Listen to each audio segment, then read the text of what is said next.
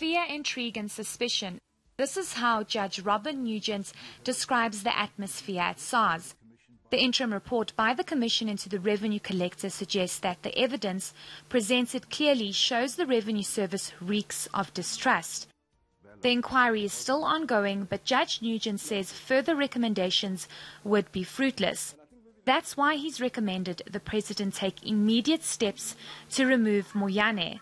The 30-page report says Moyane dismantled vital structures, one of them being the investigation unit.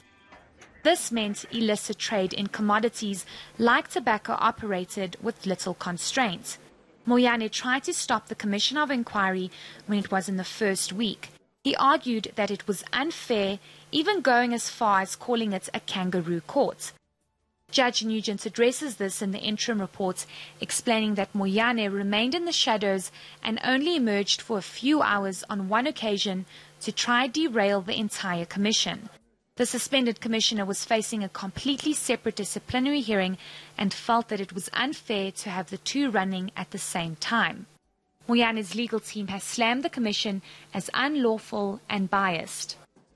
We were quite shocked that Mr. Nugent recommended as he did, because what he has done is really to undermine both the President and Advocate BAM SC.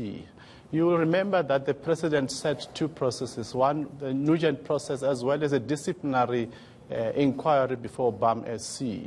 I have no doubt that if the President wanted Mr. Nugent to deal with employment issues, he would have said so in his terms of reference. But he best left that to Advocate BAM.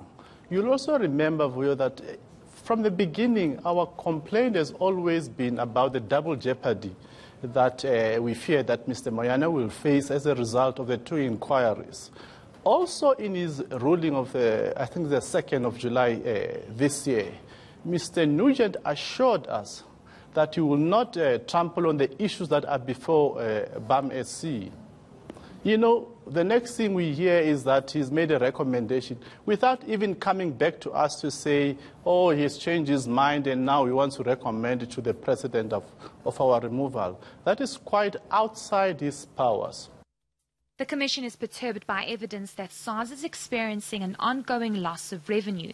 Judge Nugent has commented that this is unacceptable, that a public institution that was once a jewel of South Africa should be held hostage by personal interests and ambitions of one man, that being Tom Moyane.